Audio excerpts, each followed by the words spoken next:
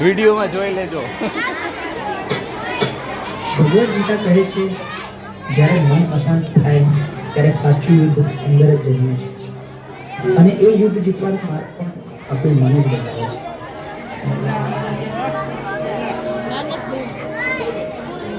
ચલો છોકરાઓ, આજે ચેપ્ટર 6 ની આપણે ટેસ્ટ કરીશું, બરોબર? ટેસ્ટ પેપર સ્ટાર્ટ કરી બેસી જાઓ બધા. સાહેબ મેં પ્રયત્ન તો પણ જેટલું વાંચું છું એટલું ભૂલાઈ ગયું. હવે ધ્યાન બેસતું જ નથી. અરે ધ્યાન બેસાડવું પડે બેટા. આજે તો એક્ઝામમાં તકલીફ પડશે, મને ખબર છે. પણ સાહેબ તમે કેટલું કહો છો યાદ રાખ, થોડું ભણી લે. પણ મને અંદરથી એવું લાગે છે કે હું કંઈ જ નહીં કરીશ. શાંતિ રાખ, થોડો શ્વાસ લે. અને પેલું બધું થઈ જશે. આટલી બધી ચિંતા ના કરીશ તું. ના સાહેબ, બધું હાથમાંથી નીકળી રહ્યું છે. મને સમજાતું નથી મારી જોડે શું થઈ રહ્યું છે.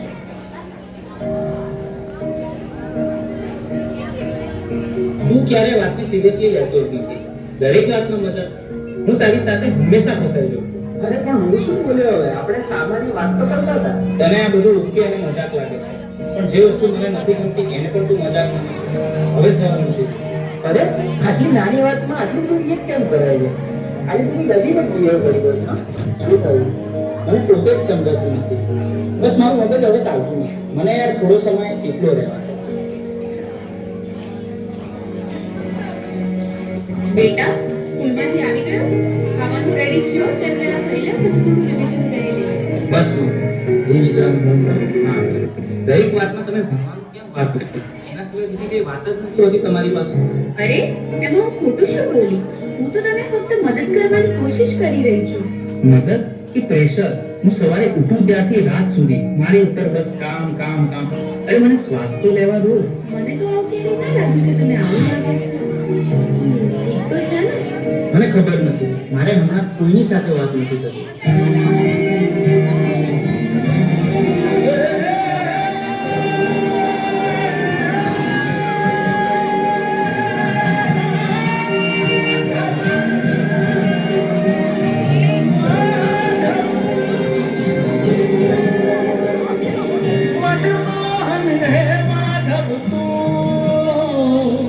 જીવ તરતારું જીવ તરતારું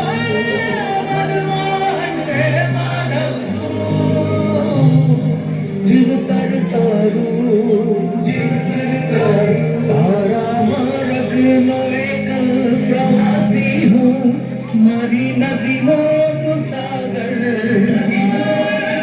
આખું જગ તું તારો નિવાસી હું, ના હુંડી રકે નરાગર, મારી નૈયાનો આગમ ખલાસી તું કામા,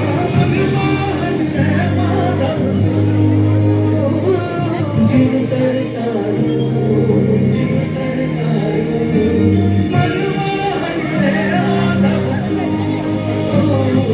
જીવ તરતારું.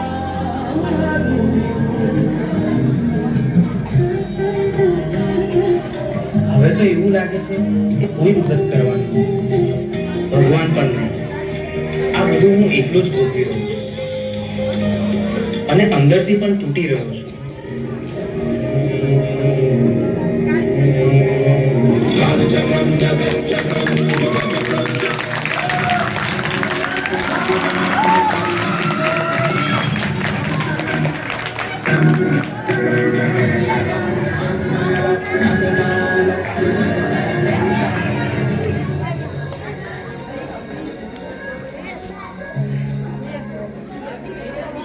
શા માટે તું આટલો ગભરાઈ રહ્યો છે? તારી સામે કોઈ દુશ્મન થોડી છે. તું માત્ર તારા મનથી થાકી ગયો છે. મને ખબર નથી હું શું કરું. મારી સાથે દર વખતે ખોટું કેમ થઈ રહ્યું છે? તારી સાથે ખોટું નથી થઈ રહ્યું. તું પરિસ્થિતિઓને ખોટી રીતે જોઈ રહ્યો છે. તું સમસ્યાઓથી ઘેરાયો નથી, તું જવાબદારીથી ભાગી રહ્યો છે. તો હું આ બધામાંથી બહાર કેવી રીતે આવું? 3 વસ્તુઓ જીવનમાં હંમેશા યાદ રાખજે. સત્ય બોલ, ભલે મુશ્કેલ લાગે. ધીરજ રાખ, કારણ કે ડર હંમેશા છેવટે હારી જશે. પોતાને દોષ ન દે. બદલાવ લાવવા તો પૂરતો છે. તારા અંદર જે પ્રકાશ છે તેને જાગૃત કર. બાકી બધું પોતે જ ફિક્સ થયેલું છે.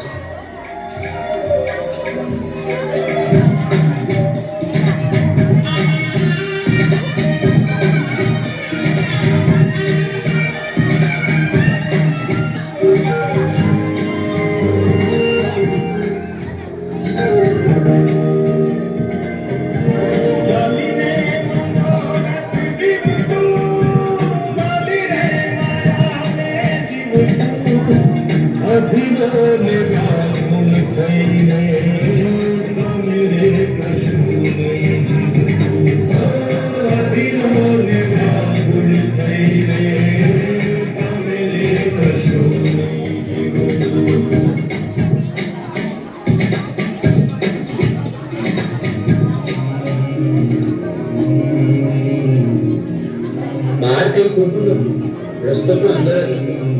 મન સ્વચ્છ બને તો એ દ્વારિકા બને, અને એવી દ્વારિકામાં ના ઉડાવીને ઉભા રહે. હે યશોદાનો લાલો મારો રાજા રણ છોડ છે એણે મને